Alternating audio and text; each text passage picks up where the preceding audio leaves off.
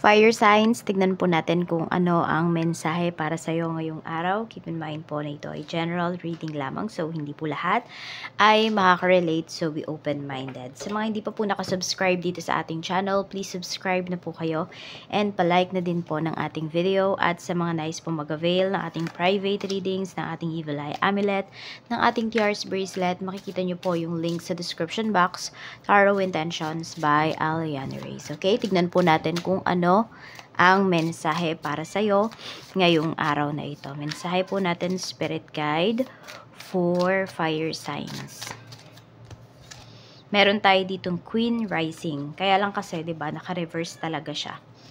So, sabi dito, stepping into power. So, yung iba po sa inyo, pwedeng may mga bagay na, ay dahil nga nakabaliktad siya, pwedeng may mga alam kayo, may mga gusto kayong gawin, gusto kayong sabihin na, ayun, parang kinikip nyo lang sa sarili po ninyo.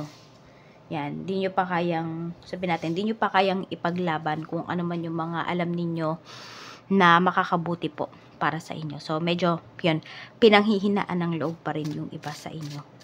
Tignan natin ano pa yung mensahe. Okay, we have groupie. So, parang gusto nyo mapag-isa ngayong araw na ito. And yung iba din sa inyo, ayaw nyo na may mga nakikialam po sa mga ginagawa po ninyo. Tingnan natin ano pa, Spirit Guide. We have creeping. Ayan. So, pwedeng yes, meron nga kayo ditong mga tinitingnan, may mga tinitimbang kayo na mga sitwasyon, na mga desisyon pagdating po sa inyong buhay, pagdating sa isang sitwasyon po na kinakaharap ninyo ngayon. Medyo nahihirapan talaga yung iba sa inyo. Depende yan siguro sa mga naging actions ninyo in the past months pagdating sa inyong mga sa mga pangyayari po sa buhay po ninyo. Tingnan natin ano pa yung mensahe. Spirit Guide, mensahe po natin kay Fire Signs, Aries, Leo, Sagittarius. We have investments. Ayun, yung iba sa inyo pwedeng nagkaroon kayo ng pagkakamali pagdating sa mga pinag-investan po ninyo. Hindi lang ng pera, pwedeng ng oras, ng inyong atensyon, ng effort. Sabi dito, investments made will have positive results that will bring prosperity. Kaya sinasabihan kayo dito na invest wisely. Yan. So, ito yun, no? Baka meron kayong mga tinatansya pa dito as of this moment. So, huwag kayong magmadali. Tignan pa natin ano pa yung mensahe para sa'yo. Spirit Guide, mensahe pa po natin kay Fire Signs. Ano pa yung mga pwedeng maganap sa araw niya ngayon? We have Page of Cups. Ayan. So, meron kayong mga marireceive na mga mensahe. Tignan natin.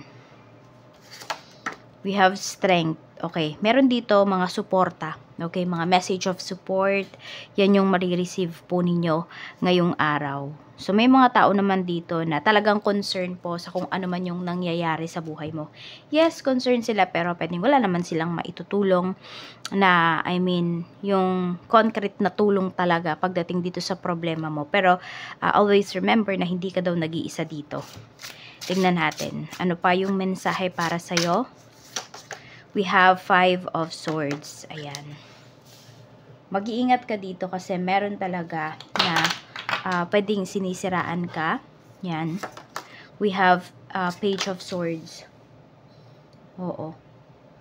Actually, yung naninira sa'yo dito, pwedeng hindi po yan nagpapakita sa'yo. I mean, iniiwasan ka nung taong to as much as possible. Ayaw niya mag-cross yung paths po ninyo. Kasi, hindi siya makakatingin sa'yo ng diretso. So, kung nagtataka ka, bakit kaya hindi na nagpapakita sa akin si ganito? Ba't kaya hindi ko na nakikita si ganyan? Yun po, kasi meron ginagawa behind your back yung tao na yun. Oo. Pwedeng nasiraan ka niya, binetray ka ng taong to. Tingnan natin pagdating naman sa pamilya, kamusta? We have Knight of Wands. Meron tayo ditong 6 of Swords. Ayan. Pagdating naman dito sa family, okay, so, meron yata dito, pwedeng may mga inaayos na mga papers. Ayan. So, yung tao naman na to is, ano naman siya,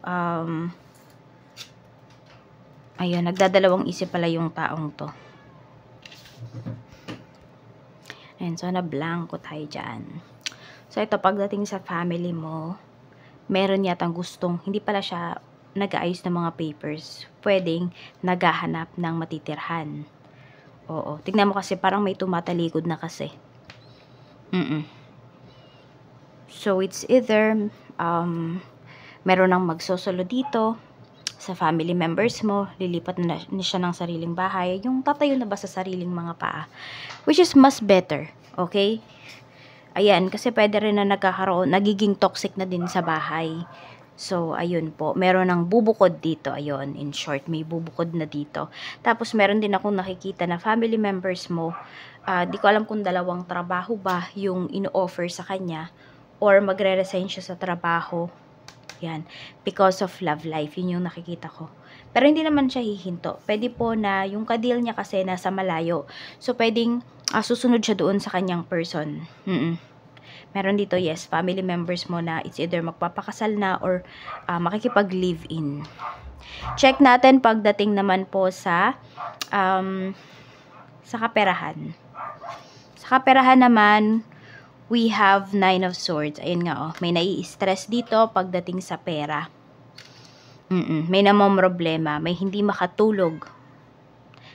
Pwedeng nade-depress pagdating po sa pera. Tignan natin, we have Page of Pentacles. Ayan. So, tinatry namang bumawi. Tinatry namang gawin yung efforts, diba? Para masolusyonan kung ano man tong pinoproblema ninyo pagdating sa pera. Ayan, kaya lang kasi hindi po siya agad-agad. It will take some time pa talaga bago po maayos yung inyong mga problems in terms of your finances. So, kailangan nyo magtiyaga dito, kailangan nyo magtiis.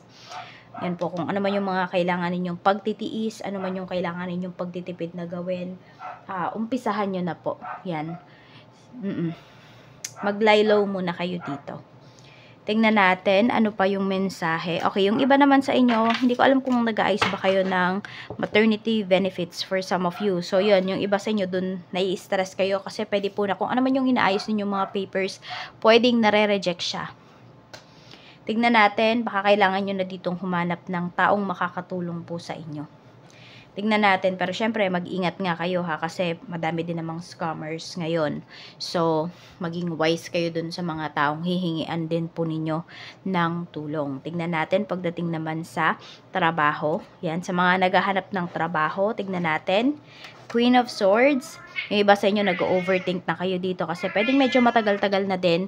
Hindi pa kayo natatawagan, wala pang balita. We have Ace of Pentacles, but do not worry, ayan.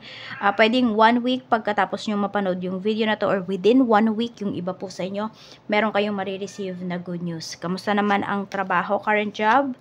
Yan, marami naman po sa inyo ay masaya kayo sa current job po ninyo. 10 of Wands, ayan.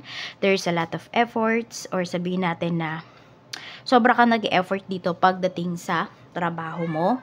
Ayan, pagdating sa iyong career, siguro meron kang pinopursue dito, meron kang tina-target. Oo. Kaya, ayan po, sobrang sipag po nung karamihan sa inyo pagdating sa inyong trabaho. And wala namang masama dyan. 10 of Swords, okay. So, yung iba sa inyo, pwedeng malapit na palang mapasok yung inyong kontrata. Ayan. Meron dito. Tignan natin kung ma-offeran ka ba ng bagong contract. Yes, yung iba po sa inyo, pwedeng o-offeran kayo. Pero nag-overthink na talaga yung iba sa inyo, no? Pag in-offeran kayo dito ng bagong kontrata, tignan ninyo kung mapapataas po ninyo yung offer sa inyo. Mag-request kayo dito. Tignan natin ano pa yung mensahe pagdating naman sa negosyo. Kamusta naman ang negosyo, Spirit Guide? Sa negosyo naman, we have, ayan, yung mga gustong mag-start mag-business, wag muna daw po. Or fire signs, kasi hindi pa kayo ready. Ayan, o. Hindi pa kayo ready. Ayusin nyo muna po. Tignan natin. Sa mga may current business naman, kamusta yung sales ngayong araw? Yung sales naman, okay naman po. Maganda naman siya, pero parang hindi kayo satisfied. Ayan. Pero sabihin natin, kung may nire-reach naman kayo na amount, medyo aabot naman po doon. Oo. Kaya lang kasi hindi siya kotang-kota. Kaya po yung iba sa inyo, okay lang. Ganun lang. Tingnan natin pagdating naman po sa love life, sa mga single mom, single dad, byuda natin. Tingnan natin. We have King of Wands. So, ayan po. Meron pong attracted sa inyo dito. Yung iba sa inyo pwedeng kilala nyo personally yung taong to. For some of you naman, hindi. Okay? Pero lagi tong nagmamasid po sa inyo. Pwede nga na-stalker nyo yung taong to eh. Yung nagkakaroon po ng gusto sa inyo. Oo, may gusto sa inyo yung taong to. Nagbabalak na tong magparamdam sa inyo. Yan, any gender po kahit ano man yung gender ng taong to. Yan, it's either i-message ka niyan o yayayain ka niyang lumabas. Tignan natin, pagdating naman sa mga married, sa mga in a relationship, we have 4 of Swords. Ayan, may peace of mind naman dito pagdating sa inyong relasyon. Ayan, 8 of Cups. Bakit? Bakit nagkakaroon ng peace of mind? Kasi, napapag-usapan nyo yung mahahalagang bagay. Napapag-usapan nyo yung mga walang kwentang bagay. Yung mga small things ba? Ganyan. So, honest po kayo dito ng person mo. Tsaka alam niyo parang kung kailan magstay, kunwari sa isang pag-uusap, at kung kailan aalis. Ayun, alam niyo po kung paano dalhin yung inyong, hindi lang yung relationships ninyo, kung hindi yung pakikipag-usap po sa inyong person. At eto naman po yung iyong lucky numbers. Ayan, tignan natin. Ano yung lucky numbers mo? We have number 39. We have number 8, 18, 16, 31, 43, and 44. 39, 8, 18, 17, 31, 43. Ay, sobra pala, no? Tama ba? Sobra nga. Yan, hanggang 43 lang tayo. So, 39, 8, 18, 17, 31, and 43. Yan po yung iyong mga lucky numbers. Maraming salamat. Mag-iingat ka always and more blessings to come.